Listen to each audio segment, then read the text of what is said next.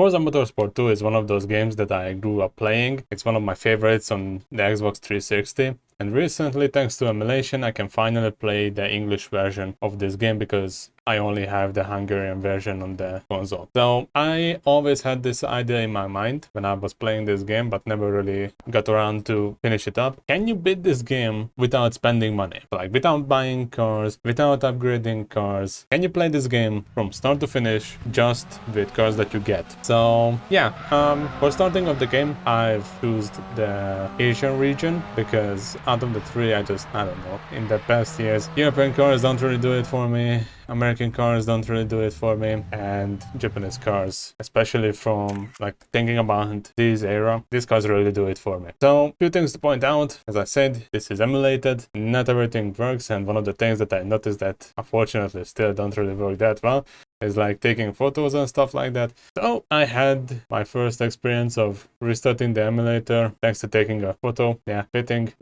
Very fitting for me. I think I just crashed the game. Think I may have soft locked it.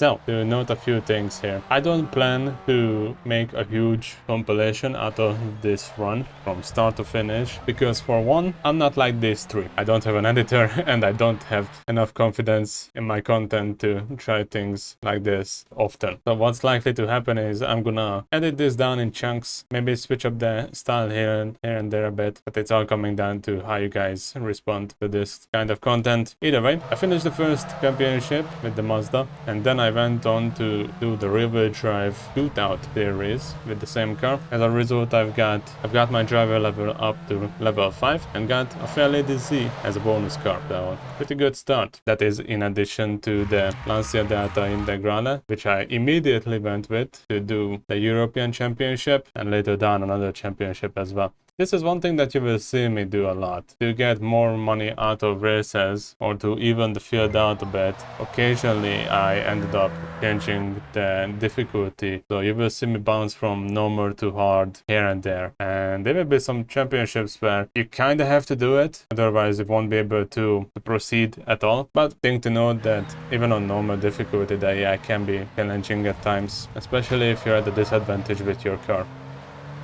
Some of the rewards in this game are more confusing than you would think. So for example, the all-wheel drive series rewards you with the front-wheel drive car. But hey ho, I was able to get a front-wheel drive car that I could enter for the front-wheel drive series. And then once I beat that, I got a 2001 MX-5, which will be very, very useful throughout the completion of this game. Next up was the boosted shootout. And this was the first series where actual challenge was on the tables because the AI put up some very strong racing. I entered the Lancia Delta here as well, and one of the corners, I think it's the second to last corner, was a bit difficult with this one. I ended up trying to do this race on hard difficulty and it was just not really worth it. I ended up playing a lot more aggressive than I would have liked it, which ultimately I'm not against it, but I thought this would be a bit more casual competition.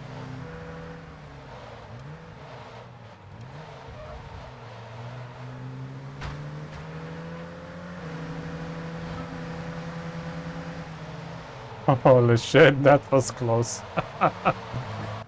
But oh boy, the prize car was really worth the hassle because it's a 1992 Toyota Supra, which I was able to immediately use for a series. And after 3 races, the championship was over and I was very close to getting the first level with this car. For those who didn't know, Forza Motorsport 2 had car leveling systems, so it did it before it was cool, I guess. Just barely.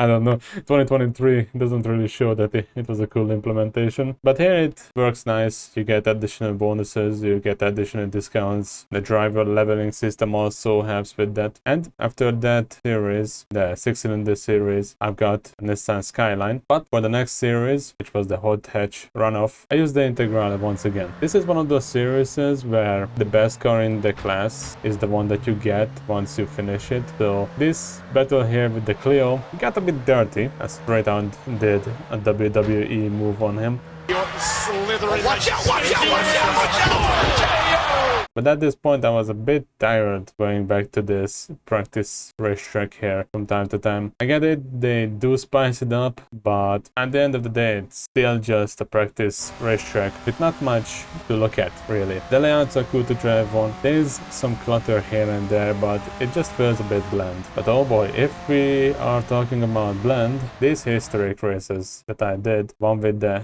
Nissan Fair Lady, rewarded a Porsche, which I wasn't really sure what to do with yet, but they were not really interesting. Then came the Mazda series, sorry, not the Mazda series, the Goodyear 150 horsepower invitational event, where I dropped the difficulty down to medium and came to the realization that if the performance data is somewhat around you, then medium is gonna be a cakewalk, but hard is gonna be too challenging to make sense to choose it over normal. So it's either you put it on hard and it's gonna be an unfair challenge, or you put it on normal and it's gonna be way too easy most of the time. But hey, 150 horsepower series done. I got a Subaru and then went back and did the inline 4 series with the Lancer Evo. I think this car came from Leveling Up. Either way, first American race car, which was a breath of fresh air to get after all the European and Asian cars. Finally some American muscle. Unfortunately, the price car from the American series wasn't really that interesting. However, the MR2 Invitational Cup was cool because I also leveled up, so I got a Subaru and a Mugen Integra at the same time. I painted my Honda Civic to red,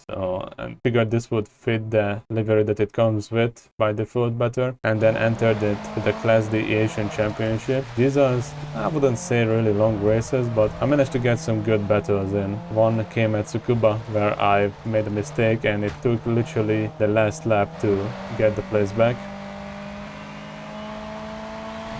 Ah, that was good.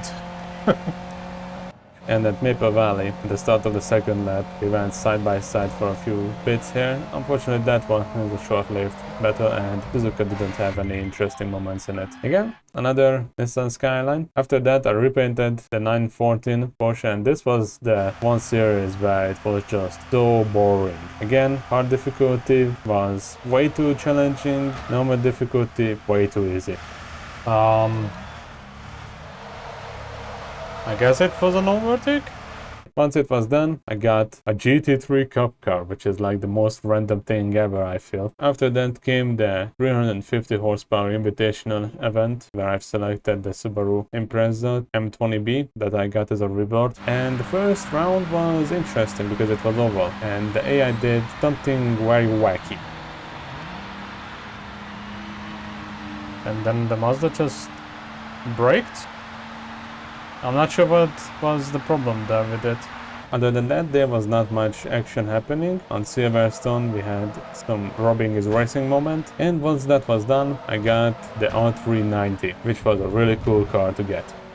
This is where I'm gonna end the first episode.